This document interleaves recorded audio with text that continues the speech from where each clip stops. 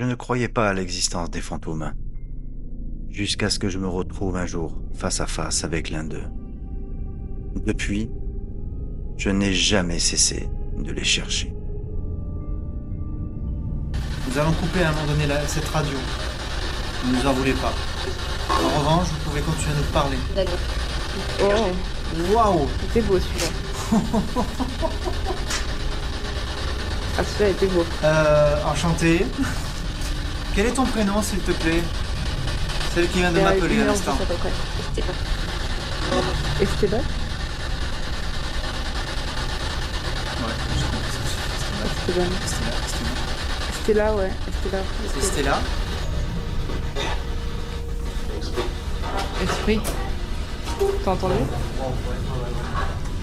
Esprit. Je m'appelle Dan. IRP13 vous souhaite la bienvenue dans nos enquêtes.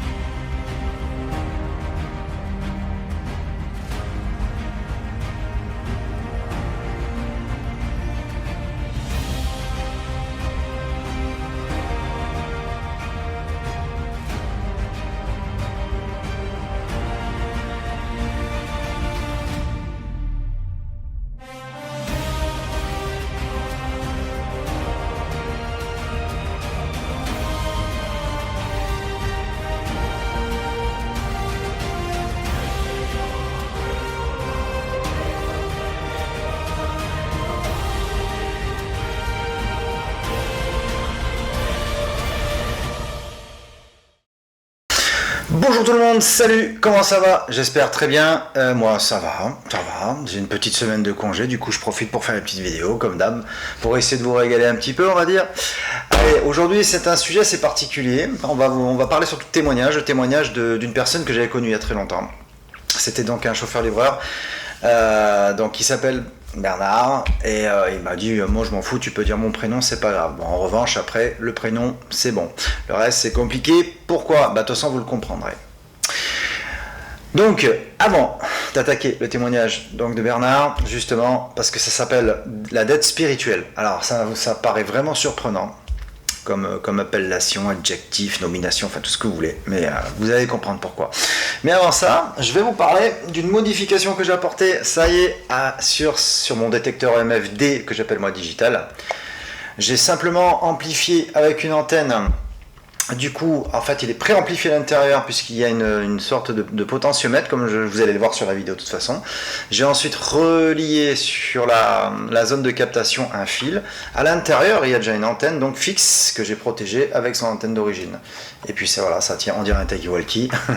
En tout cas, voilà. Et de toute façon, vous allez voir sur la vidéo, je fais une petite démonstration et à un moment donné sur la hotte, donc la hotte là où il y a l'extraction de fumée quand je cuisine. Bah ouais, ça m'arrive. Du coup, il fallait vraiment que j'approche. Là, avec l'antenne, si vous voulez, eh bien, il n'y a pas besoin d'approcher plus près que ça. Et il s'affole terriblement. Alors, pourquoi je fais ça? Justement, c'est pour permettre donc à nos amis, les esprits, les entités, de pouvoir envoyer une charge suffisante de présence, on va dire, électrostatique et électrique. Puisque là, j'ai fait aussi un test sur un sachet de poubelle, quand je l'ai frictionné. C'est le même principe que le petit détecteur que je vous ai montré. Du coup, ah bah attendez, la petite vidéo là, voilà, comme ça vous voyez, le petit détecteur. C'est le même principe, sauf que c'est un peu plus gros, un peu plus puissant. Donc je l'ai rendu extrêmement sensible. Et quand on bouge le sachet, qu'on le chiffonne, il se déclenche. Donc il déclenche à l'électricité, en gros, au courant électrique, électrostatique. Mais en électromagnétisme aussi. Mais il ne se déclenche pas pour n'importe quelle raison. C'est ce que j'ai contrôlé dans ça. Justement dans la conception, c'est qu'en fait il ne se déclenche pas avec les téléphones portables. Eh oui, eh bien oui c'est possible. Quand on connaît un peu l'électronique, un tant soit peu, j'ai juste une petite modification pour qu'il évite justement de prendre les fréquences, les réseaux au niveau des téléphones portables. C'est ça qui est important, parce que j'ai fait un test tout à l'heure. Il est où mon téléphone? Je vais vous montrer un truc. Alors, Non, voilà, tac. Voilà, attendez, regardez. Normalement, quand je fais ça, quand j'allume, avec un K2, il s'allume le MF avec le K2. Je vous l'avais montré la dernière fois. Avec lui, aucune résonance, aucune influence. Et voilà, donc c'est gagné. C'est gagné puisque j'ai ressoudé, puisque bon, je soude au niveau électronique, j'ai ressoudé un composant, donc une résistance pour éviter la surchauffe, parce que vu que j'ai touché au potentiomètre, il se peut que ça exerce un peu plus de patate, on va dire. Donc on va éviter les problèmes. Tout ce que ça peut arriver, c'est de griller l'alimentation.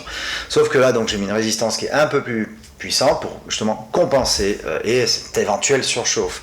Et dedans, j'ai donc ressoudé 2 composants, aussi un autre petit condensateur, et qui me permet justement aussi de neutraliser l'influence du téléphone portable. Eh oui, peut-être que certains vont entendre ça, seraient intéressés. Ouais, la conception est sympathique. Il y a un moyen d'éviter qu'un détecteur chope justement la rayonnance d'un téléphone portable quand il s'allume. Ouais, ça, à vous de chercher. Parce que je ne peux pas en parler. C'est-à-dire que si c'est un projet que je fais valider, que je fais reconnaître, la conception de ce que j'ai fait à partir d'un vrai modèle. Attention, hein, là, c'est pas moi qui l'ai. C'est un modèle qui existe. Mais du coup, par contre, la modification, juste amplifier le signal. Je n'ai rien fait de plus. Je n'ai pas permis de se déclencher pour X raison. Attention. Voilà. Je vous laisse avec la vidéo de démonstration en fait, et on revient tout de suite pour vous expliquer ce que c'est que la dette spirituelle. C'est parti. J'essaie de voir un peu. Je réfléchis justement si je dois passer par le circuit ou par la base. Je sais pas encore. Il faut que je voie ça par contre. Enfin voilà. Écoutez, c'est juste pour vous le montrer, tout simplement. Comme quoi, c'est du sérieux. IRP13, c'est du sérieux. Tout autre matériel déjà en partie acheté. Et moi, j'ai juste rendu les captations un peu plus puissantes, plutôt que d'avoir une source de captation qui n'est pas assez riche par rapport à une éventuelle énergie, qu'une énergie soit plus ou moins puissante. C'est pour ça que j'apporte cette modification. Attention, c'est pas modifié pour que ça sonne pour rien, qu'on soit bien d'accord, attention. C'est juste la captation, la sensibilité, ça n'a rien à voir. Maintenant, je suis soumis à la loi de l'électronique et à la loi justement des décharges positives et négatives. Selon l'endroit où je suis, je ne pourrais pas utiliser certains détecteurs. Oui, parce que s'il capte toute source électrique anormale, il va sonner comme un taré. C'est ça le truc. Maintenant, ça c'est valable dans des ruines. Il n'y a rien autour. Pas de source d'électricité, pas de réseau, rien. Donc là, oui, ça sera intéressant.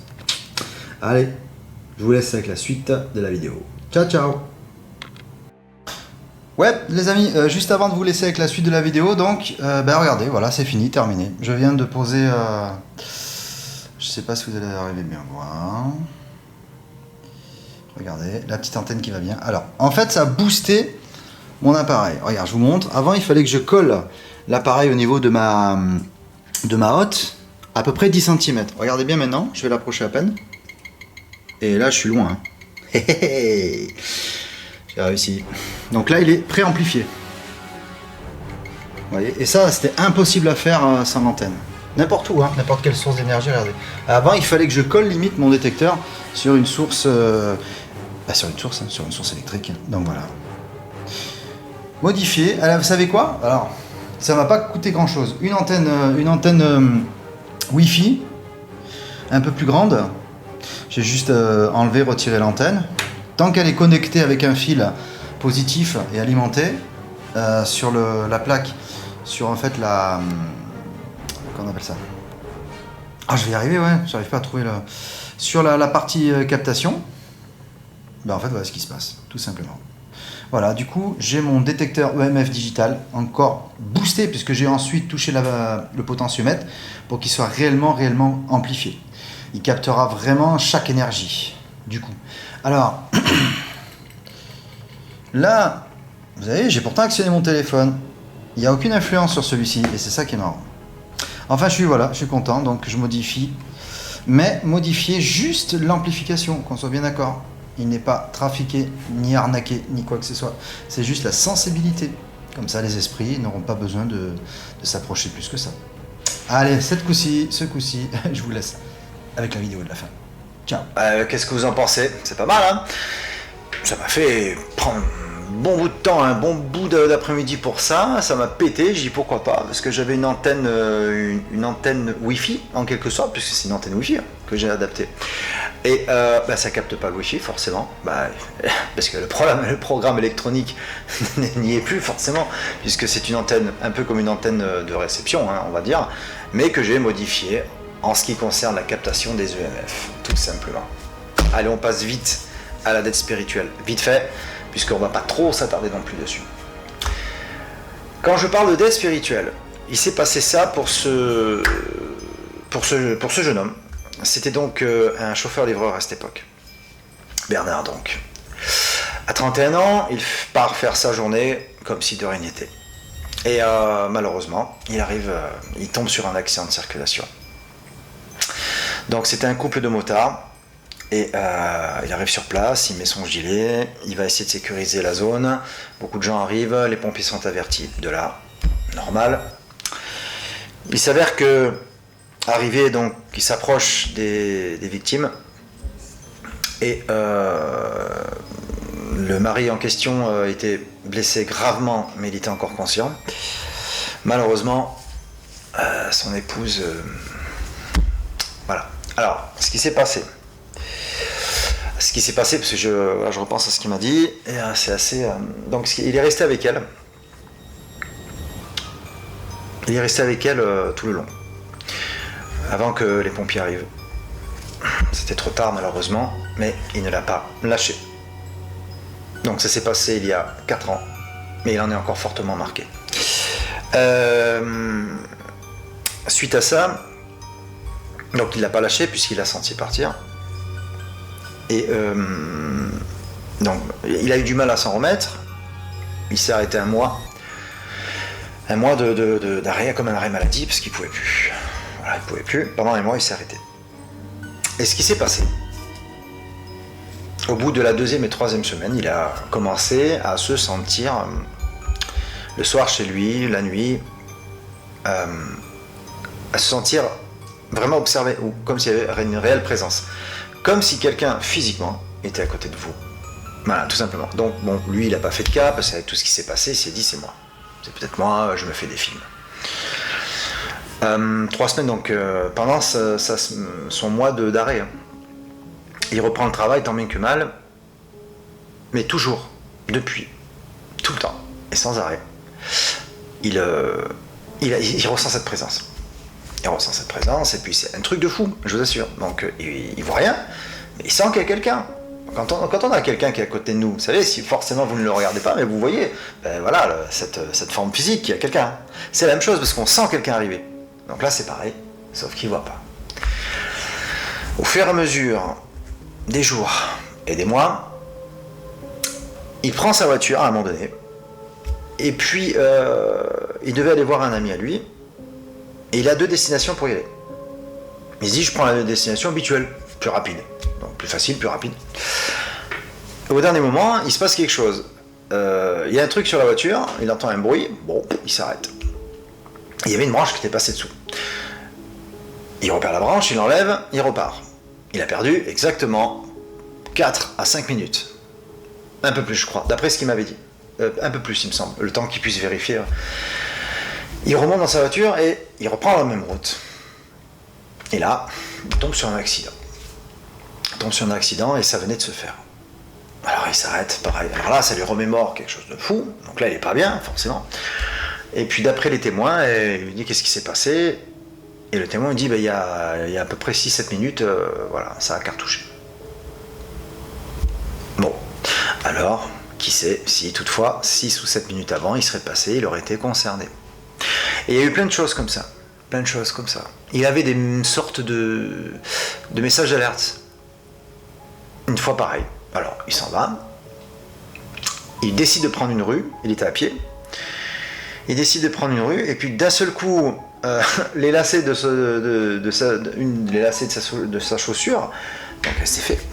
C'est le hasard peut-être, j'en sais rien. Certains vont dire encore c'est le hasard, que c'est ci, que c'est ça. Enfin, bon. Donc il refait son lacet. Voilà, il a du mal parce que c'est un peu le bordel, parce qu'il y a eu des nœuds et tout. À peu près 20 secondes pour faire ses lacets. Il continue. Mais pendant qu'il faisait ses lacets, il il entend un gros coup. Un pot de fleurs qui tombe. Un pot de fleurs qui tombe.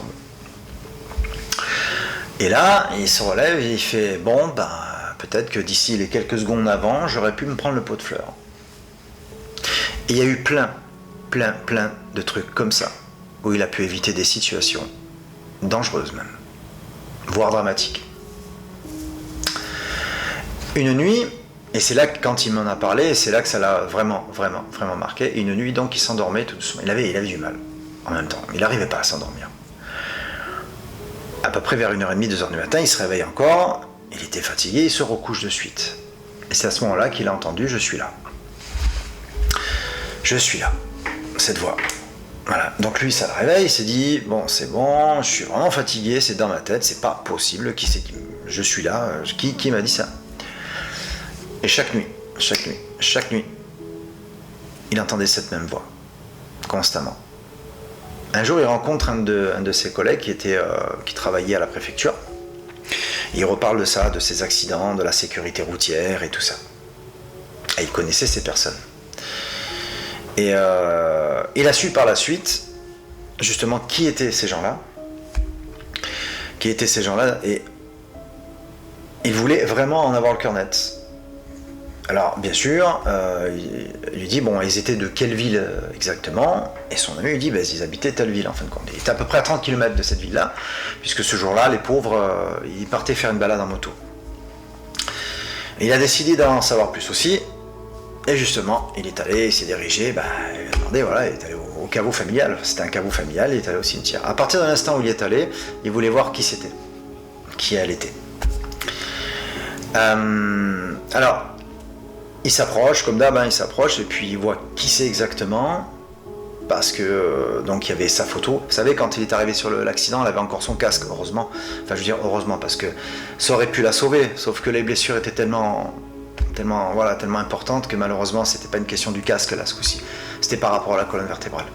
Mais elle avait quand même son casque, la pauvre. Mais il ne voyait pas son visage. Et là, il a pu la voir sur cette photo. Et il a vu son nom et prénom. Et il a simplement dit « Je suis vraiment désolé de ce qui vous est arrivé. Je suis resté avec vous », il lui fait comme ça. « Je suis vraiment touché. » Voilà. Il a simplement dit « J'espère que vous êtes bien. » C'est tout ce qu'il a dit. C'est tout ce qu'il a dit. Depuis ce jour-là, quand il rentrait chez lui, quand il vaquait à ses occupations et qu'il avait sa vie professionnelle et tout, et depuis ce jour-là, il n'a plus jamais entendu parler de cette voix. C'est la dernière nuit où il a entendu « Je serai toujours là ». C'est tout ce qu'il a entendu. Alors maintenant, est-ce que le fait qu'il soit resté avec elle, est-ce que le fait qu'il l'ait accompagnée quelque part, peut-être qu'il dépendait d'une sorte de dette spirituelle. Ou peut-être que l'esprit en question a dit « Je ne peux pas le laisser, il m'a accompagné jusqu'à mon dernier souffle et je serai là pour lui ». Qu'est-ce que vous en pensez? Alors c'est marrant, moi je dis ça, j'appelle ça une dette spirituelle. Le mot dette ne veut pas dire une dette financière, une dette, ou comme je dois te rendre ce service, ou je dois être là pour toi, des choses comme ça. Voilà, ça c'était un témoignage. J'en ai beaucoup de témoignages. Après c'est à moi de voir et d'étudier la question et de voir comment ça s'est passé. Et s'ils sont cohérents dans leurs propos, et ça a été le cas pour ce fameux Bernard, qui était chauffeur-livreur, parce qu'il a tout arrêté. Il a quitté le monde de la route, une bonne fois pour toutes. Donc la cohérence de ses propos, et surtout le regard qu'il avait, et le tremblement, parce que je voyais qu'il tremblait, il n'était pas bien, et des frissons, et la chair de poule qu'il avait sur les bras à chaque fois qu'il en parlait. Du coup, alors pour moi, j'avais envie de dire que c'était une dette spirituelle. Qui sait si justement, parce que pour l'éternité, cette personne-là sera toujours là. Par contre, ce qui l'a vraiment assez traumatisé, c'est que quand il est arrivé, le mari de cette dame s'en est tiré, mais il n'osait pas lui dire forcément que c'était trop tard pour son épouse. La règle de base, c'est de rassurer la victime. Malheureusement, il ne faut jamais l'oublier. Il faut toujours rassurer la victime, de dire que vous inquiétez pas, les pompiers sont là, ils vont s'occuper d'elle ou de lui. Il n'allait pas lui dire votre femme est morte. Non, ça se fait pas. Donc lui, en fait, il a été jusqu'au bout, il a essayé de rassurer le mari et il est resté jusqu'au bout avec sa femme. C'est pas rien, je vous assure, c'est pas rien parce qu'il a été même voir un psychologue et il en a parlé. Le psychologue, au départ, bon, voilà, il a simplement raconté l'aspect même de l'accident et du traumatisme psychologique que ça implique, mais forcément, il n'a pas parlé du reste. Ça, c'est d'ordre spirituel, il m'en a parlé à moi, justement. C'est pour ça. Mais à mon avis, à mon humble avis, c'est ce qui s'est passé. Voilà. Donc je voulais vous en faire partager. Voilà, je voulais vous faire partager ce témoignage du coup. Il y a quand même des faits troublants et bon, certains vont dire bah non, c'est le hasard, ça arrive des fois d'avoir de la chance. Alors c'est de la chance, je compare aussi au hasard. C'est le hasard. Enfin, je sais pas, c'est toujours la même chose. C'est comme si on voulait se donner une excuse pour apporter de la crédibilité à la situation et de se dire oh c'est le hasard, c'est pas grave, ça arrive, il n'y a rien d'extraordinaire, il n'y a rien de spirituel, il n'y a rien de plus. Je sais pas. Enfin moi en tout cas, je pense que cette personne est protégée en quelque sorte et que elle, cette dame, ouais, n'est pas prêt de le laisser tomber. Alors écoutez, après à vous de voir, faites votre propre opinion. Opinion, là, j'ai cru que j'allais... Parce que bon, vous savez, des fois les mots, je les dérape. À vous de faire votre propre opinion. Qu'est-ce que vous en pensez, vos avis, enfin et ainsi de suite. Je sais que je suis prêt à entendre tout, à lire tout, tous vos commentaires, et puis qu'est-ce que voilà. Je pense que je vais avoir droit, bien sûr, à oui mais non, rien à voir. S'il a eu de la chance, toujours pareil. Peut-être c'est le hasard, ça n'a rien à voir avec le spirituel. Écoutez, vu comme lui il l'a vécu, il y a eu quand même vraiment des faits troublants. Et attention. À une certaine heure et à chaque fois à l'heure à laquelle il est arrivé sur cette pauvre femme, parce que lui il a pris l'heure de manière à dire aux pompiers à telle heure j'ai essayé de m'occuper d'elle, ou peut-être j'ai essayé d'arrêter son hémorragie, c'est très important. Donc il a noté l'heure à laquelle il a essayé de faire un garrot, admettons, ou quelque chose. Très important par contre ce geste-là. Et à cette heure-ci, chaque fois, eh bien il se passait quelque chose, ou alors il y avait quelque chose ou un drame d'éviter le concernant. À voir. À voir. Donc, c'est la fin de ce témoignage. Maintenant, je vais vous parler bientôt. Je vais faire des photos de fumée d'encens. Et on parlera de captation de visage dans de la fumée, dans du brouillard ou autre. On parlera de la pareidolie. Certains savent ce que c'est. Justement, à ne pas confondre la pareidolie, c'est cette incroyable faculté du cerveau à imaginer des formes, des têtes d'animaux, enfin je sais pas, des dinosaures, rôti de bœuf dans un four, j'en sais rien. mais je vous assure, on parlera de ça. Je suis un être rationnel aussi avant tout, mais très porté sur le paranormal. Mais je ne crie pas à 200% tout le temps aux fantômes. La pareidolie existe, c'est vrai, mais quand vous avez 10 personnes qui voient la même chose, qui n'ont pas le temps de réaliser ou de se créer eux-mêmes une image, il y a quand même des choses qui sont assez troublantes. Là aussi, alors le but, ce sera simple. Je vais vous montrer une petite photo, ici, voilà. J'ai commencé à faire ces petits exercices pour voir, et vous pouvez le faire partout, hein, même chez vous. Allez, aurez-vous peut-être assez de courage pour le faire. Non, vous inquiétez pas. Je vous montrerai les photos justement quand je ferai cette expérience-là.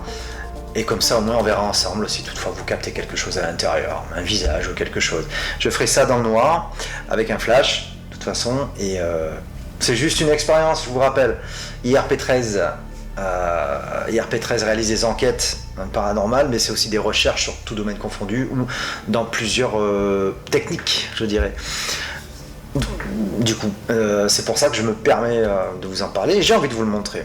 J'ai envie de vous le montrer puisque on capte des choses incroyables parfois dans ces petites fumées là, dans ces petites brouillards et le flash qui va permettre d'apporter de l'énergie supplémentaire.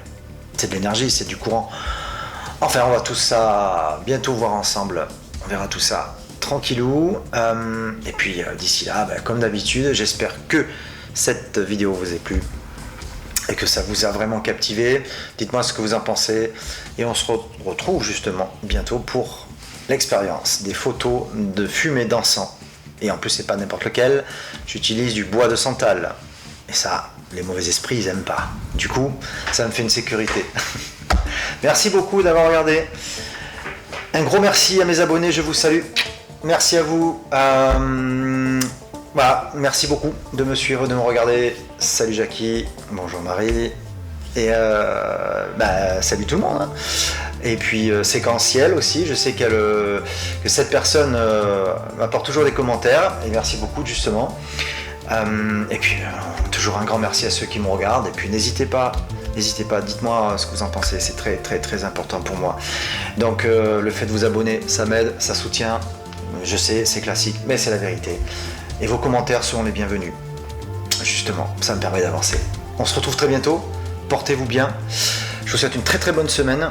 Et puis à l'issue, on se retrouve avec cette expérience de la fumée dansant et des photos réalisées au flash. Qui sait, peut-être qu'on trouvera quelqu'un dedans. Salut, bonne soirée. Bienvenue à tous mes amis sur la page IAP13, à tous les passionnés d'entités, de fantômes et esprits.